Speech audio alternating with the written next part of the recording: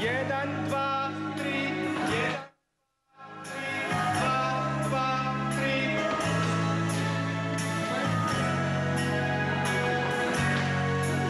3. Ja bih htjela naučiti plesati i što mi je činiti? Što ti je činiti? Prijaviti se u bilo koji plesnu školu i početi plesati. Možeš kod nas, danas je počela i super ti ide. Naučili smo engleski valcer i ča-ča-ča, više manje. Da, to su neki početni plesovi koji na početku su onako savladavaju u svim plesnim školama. Za nekog ko se želi baviti rekreativno, to su neki prvi koraci kojima savladavamo kako bi mogli ići dalje s nekim težim elementima. Naravno i sve teži plesovi, odnosno nijedan ples nije težak, ali kažem malo kompliciraniji od ovih najjednostavnijih koraca. Dobro, ne bi se baš složila.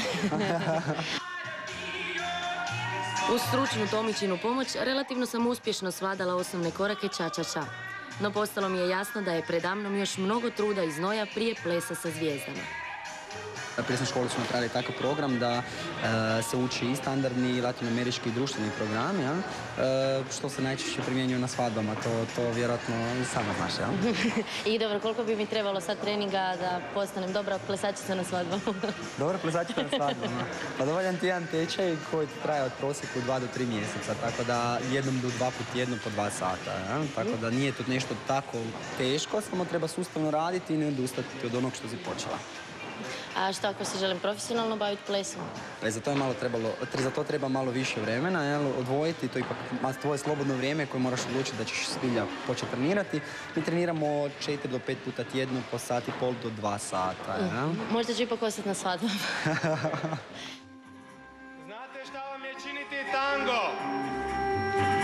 Tango je za prvi sat ipak bio prevelik zalogaj, pa sam taj ples propustila.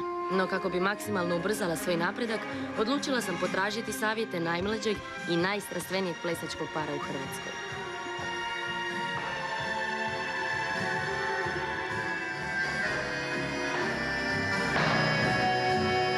Sad se dobro slažete, vidim. Ja sam čula da zna biti svačega kad idete na natjecanja. Zna biti svačega, izgubimo se, počnemo trčati, svako na svoju stranu. I ne stanemo jednostavno. A koji su vam omiljeni plesovi? Jive iz latina, a i standard tango. Da, najteži plesovi. Ne, baš nisu najteži, meni su najlakši. Pa ja nisam probala pa ne mogu reći. A je li vam teško držati se onako uspravno? To je recimo meni... Pa nije. Ja sam vježbala tu gore malo stršiza, ali popravila sam to nekako. Kako se to vježba? Pa lijepo stoji pred ogledalom dok ti se ne izravna kičma.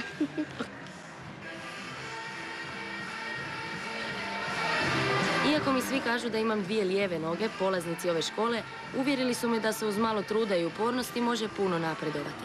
A uz to se i izvrsno zabaviti. Pa ako netko iz emisije Ples sa zvijezdama gleda, toplo se preporučuje.